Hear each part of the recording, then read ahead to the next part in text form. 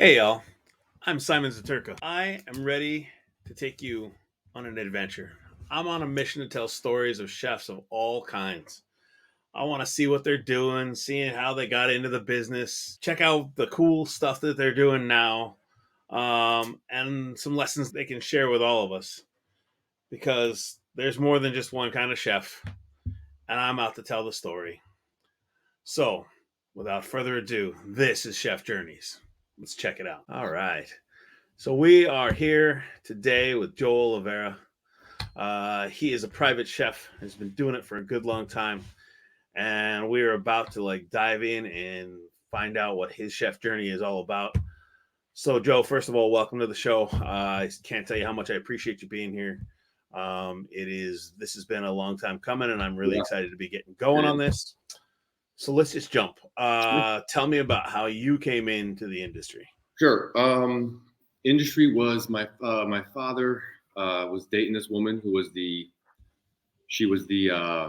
maitre d' of the Oyster Bar on Martha's Vineyard. Some people might know that place, and there was a weekend they were short staffed, and she was like, "Ollie, can your kids work this weekend?" And he's like, "I don't see why not." So with no training at all, my sister and I hopped in as bus boy, bus girl.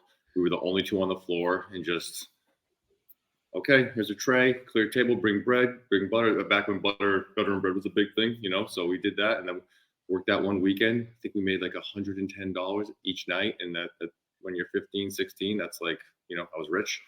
Um, so then from there, staring at the line, there was an older chef named Barbara, hair back in a ponytail, older woman but badass chef.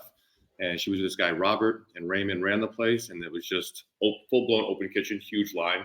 Like you've been in restaurants before that have that kind of open thing where flambe. The guys would saute when they would drop the wine in the pan, boom. So slowly but surely, those guys just sent me to the walk-in and get stuff.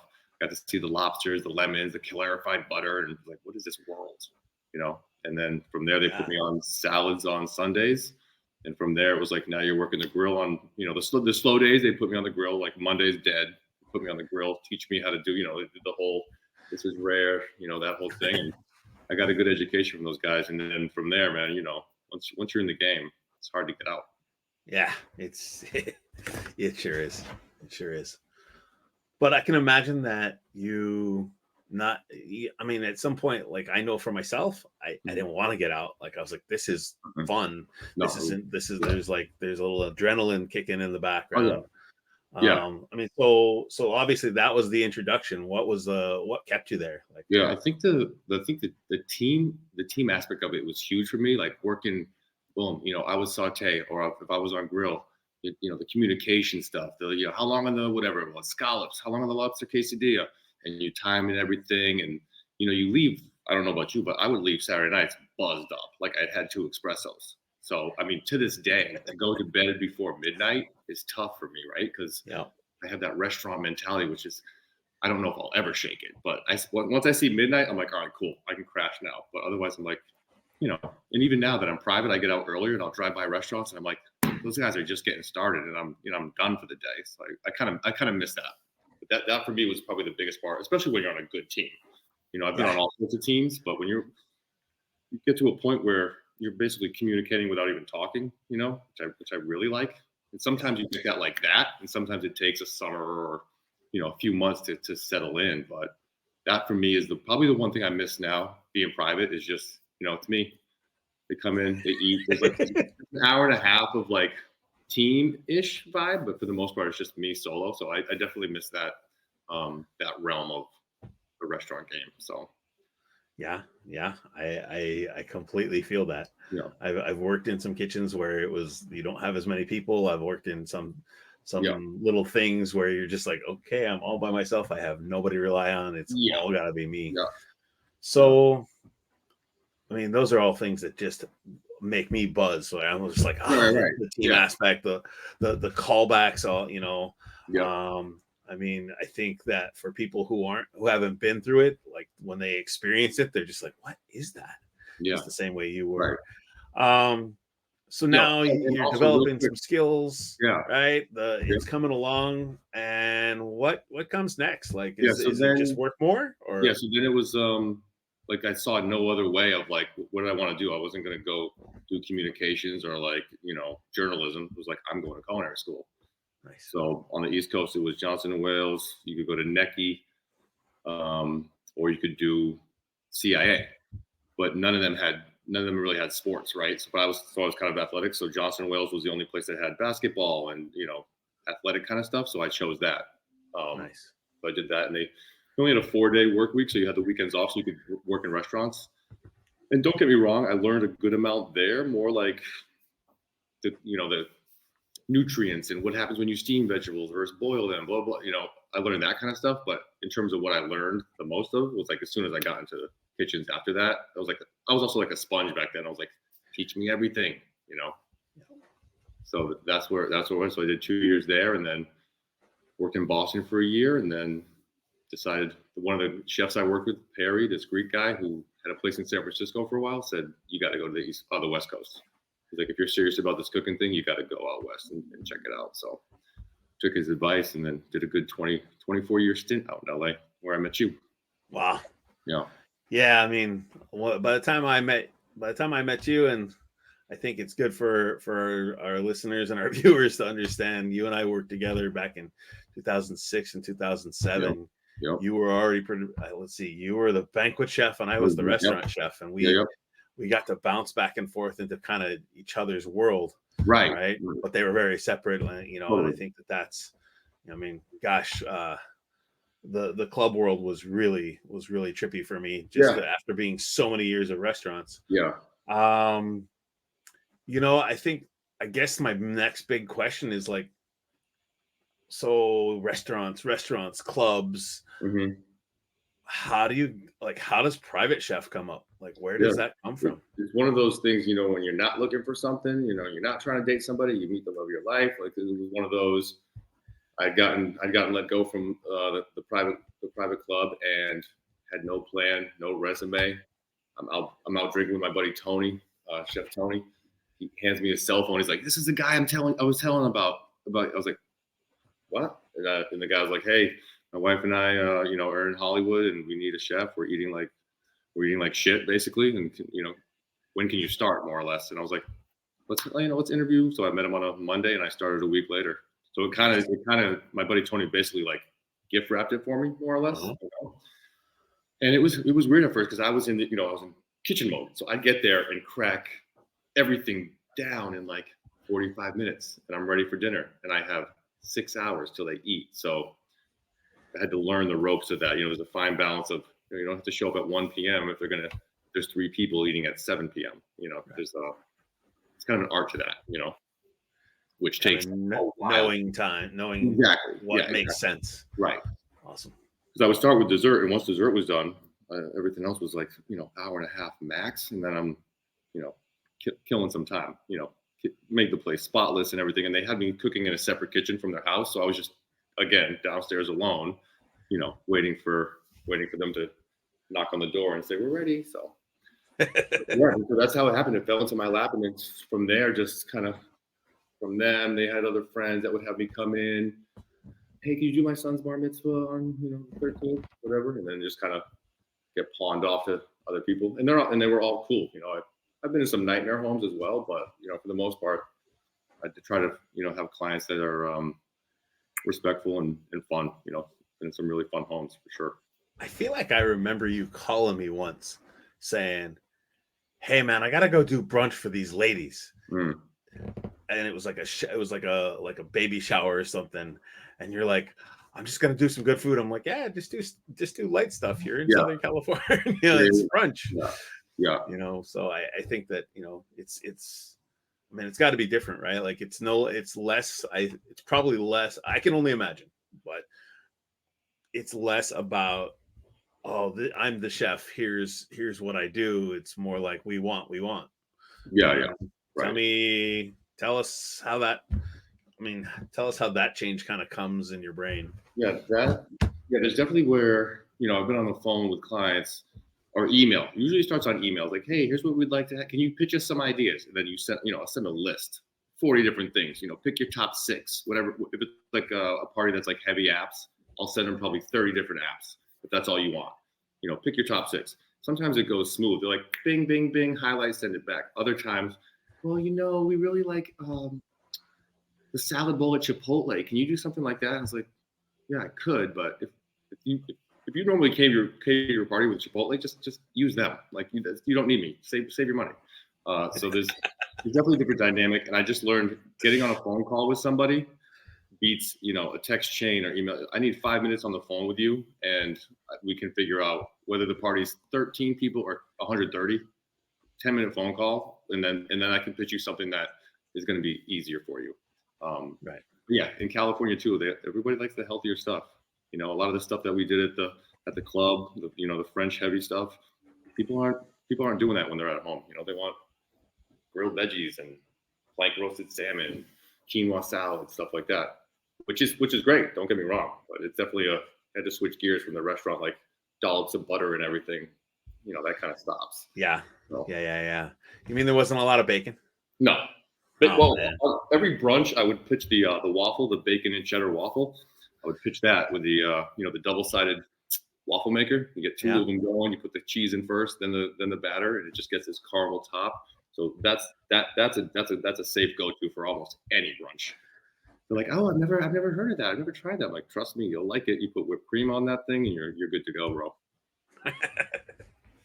Yeah.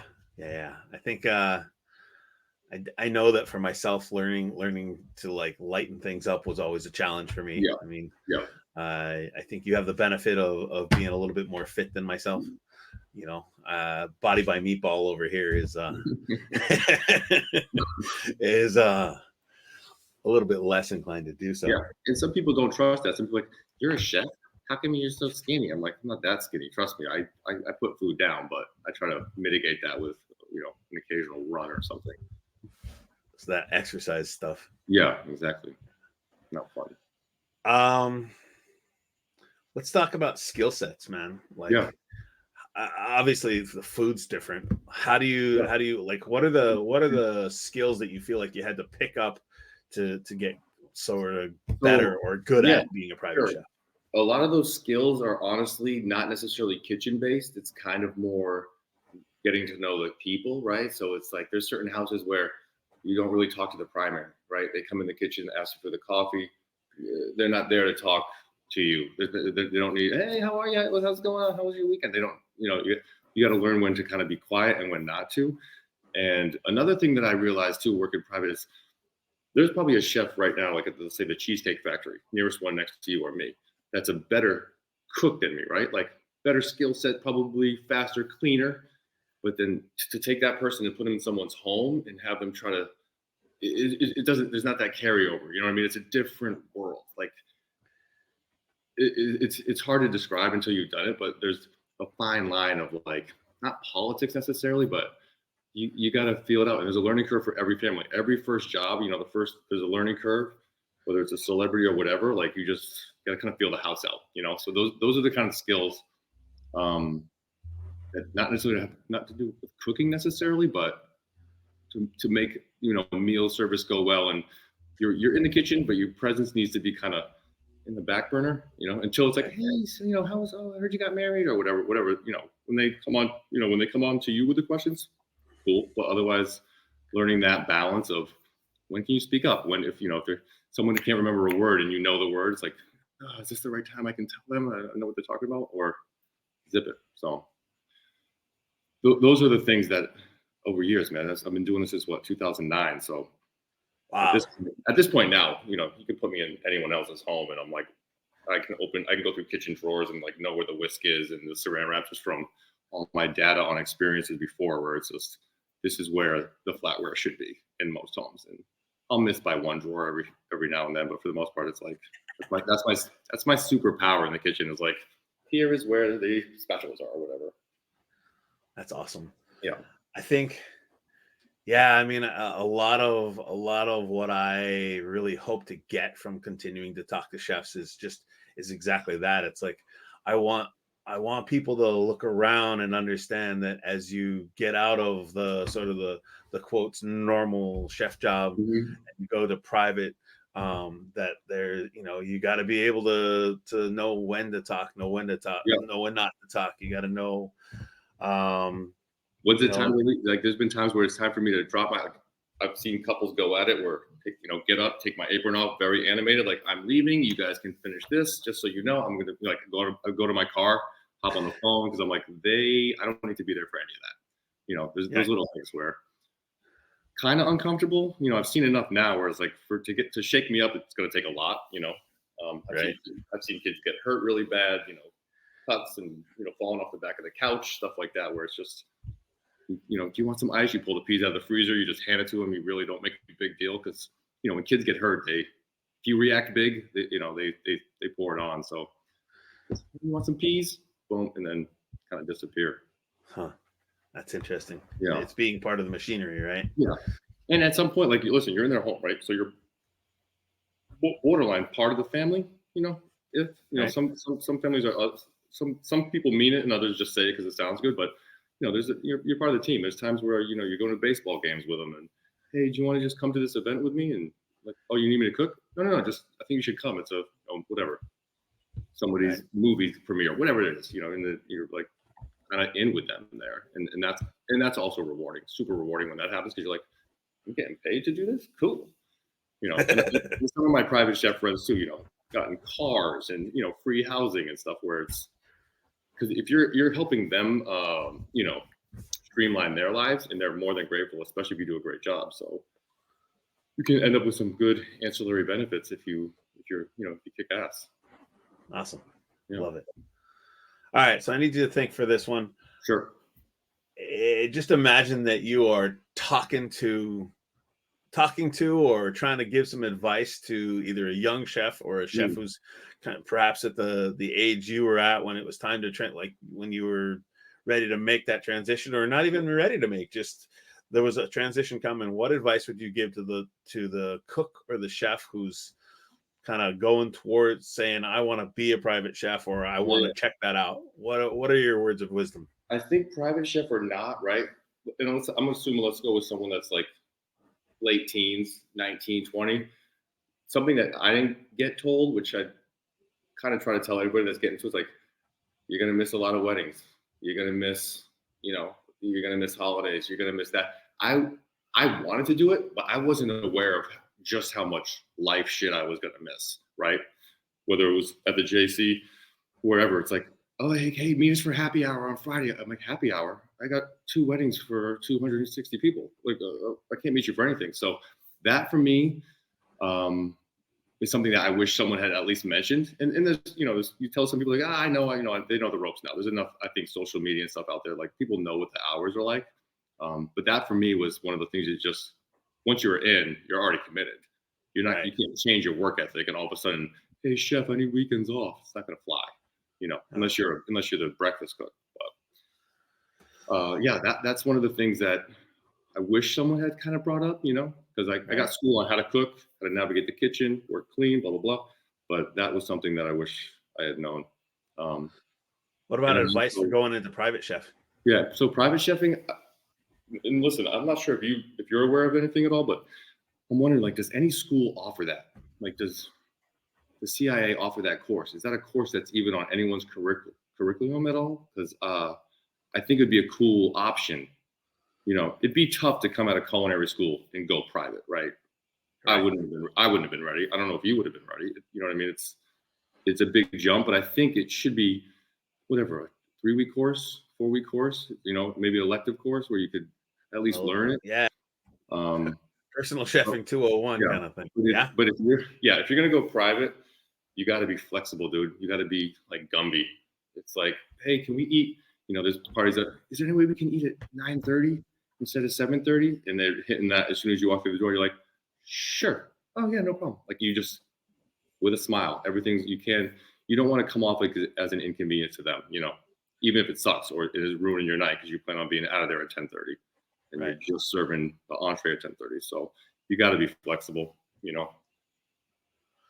Oh, Yeah. I forgot to mention it's 12, not 9. Do you have enough food? And you're like, you do the mental inventory. Do I have Yes, enough I food? do. Yeah, yes, I can make it work. Yeah. You're gonna be eating out of a different bowl than the guests, but yes, we can make it happen. I spent some time this past year out working on a farm, and Hmm. that chef was he's the consummate, like, oh my God, do I have enough food? I'm like, dude, Yeah. we're feeding 200, not 2,000. Yeah. Yeah. Yeah. Right. He'd be like, oh, I think we need more potatoes. I'm like, Yeah. I'll do whatever you ask. Right. Like I will Yep. cut and grill those potatoes, whatever you want. But man, you got enough food. Yep. I, I've made so that mistake so many times to the point where I still, even with like if I'm making like a farro salad, I'm like, I need 2 pounds for 12 people. No, you don't. No, you don't. Like it, you don't want to run out. It's a hard shift to make to no. be like, you don't need a case of zucchini. You need 14 zucchini. You don't need a case. It's gonna grow once you And start grilling it. even if you know that, it doesn't matter. Exactly. I feel You you. can't help yourself. You can't help yourself. It's like, nah, just get another 3 pounds. Well, Okay. because I'm sorry, but Oh, running out is not okay. I no, mean, no. and I can only imagine that in somebody's home, Yeah, they're not gonna fathom it. no. Like that's There's why they times pay you. it sucks. Even when, let's say it's a buffet and I think I have enough salmon, they're like, oh, is there any more piece of salmon? And even though I made 35, 3-ounce pieces for 12 people, it's all gone. It still sucks to say, oh, I'm sorry, that was the last one. Like even that hurts me. Even though, oh, it's okay, yeah, everything was great. It's like you wish you could be like, oh, sure, here's another 2 pieces. So yeah, I get it. Like running out is the worst, and I've seen it happen on big events where we ran out of mashed potatoes. I wasn't in charge of that one, but it's like potatoes. Simon, it's potatoes. You went by pounds. Just go by like what feels right. You can't do math on everything. Certain things with protein, sure, but if it's a potatoes, just get another 20 pounds. Yeah. Don't run out of mashed potatoes on an event. That's some more life advice I would give. I would put that at the top of the list. Don't run out of Yeah, mashed don't potatoes. run out of mash. You can run out of bacon because once bacon comes out, people are going to crush the The bacon. hell you say? Yeah, You they will can't run crush out of it. bacon. They will eat unlimited bacon. You could make 50 pounds for a party of 15 people. It'll be gone. Yeah. It's So, a bottomless. Yeah. yeah, No, I'm guilty there. yeah, Um. Well, awesome. I once again, I can't tell you how much I appreciate you coming, yeah, man, hanging out with us for a little bit. absolutely. I think that it's pretty fun to hear like kind of how your career has changed and morphed over the years. Yeah, Um, I mean, I've always been the guy who's like, let's try this, let's mm, try that, right, right. and so it's Yeah, good. I yeah. mean, I remember you mentioned something to me because you're like, you're like, I try something from this angle, and then if I don't like it, you're like, I come in from this angle and try it from this way, and then just like slowly until you crack the code and make it work. And I was like, I like that. I like that. well, I think that was, you know, that along with just paying attention to what happens every day was Yeah, always, I think, my superpower was like, okay, if I can't figure this out one way, I'm gonna figure it out another. right. And then, look, that pantry cook, he runs out of salad every day at five Mm, o'clock. So yeah. if at 4:45 you ushered somebody in his direction to support him, Hmm. your whole life would go better. Oh, Yeah, okay. Right. I think it's just paying attention. So, right. well, cool. Yeah, Let's just say I cannot tell you how much I appreciate it. It's yeah, been man. I'm great. glad. And Um, we want to do another episode.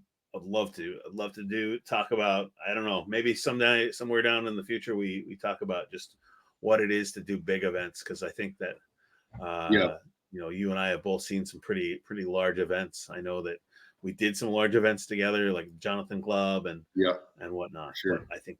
Yeah.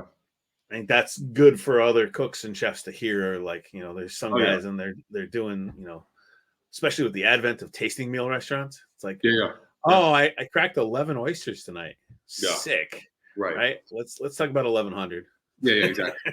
I mean, if you think about the numbers that we did, on game days on Saturday, you're looking at 2,200 people coming in, and we had the Alta Sham plugins, and we were never not ready for that. But for someone to hear what you cook for 2,000 people, it's kind of like hard to grasp. Like, what does that look like? I'm like, it's a lot of chili, it's a lot of hot dogs. We weren't putting out like Michelin stuff back then, but they're coming off of a game, they want to eat, and Yeah. like running out on those days was not an option either. So. Slicing cases of tomatoes. Yeah, Yes. yeah, cases.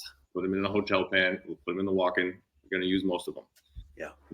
So Well, yeah, awesome. Once yeah, again, man. thank you so much. Yeah, And bro. Yeah, we can do an episode of like you want to hear some horror stories, some fun stories. I can pitch you some of those things It's too at gonna some be a point. Halloween special. We're gonna do There we horror go. Yeah, stories, no, yeah, kitchen horror stories for Halloween. I yeah, love it. Listen, man, thank you so much, yeah, and Bob. I'll talk to you next time. Yes, sir. All right, man.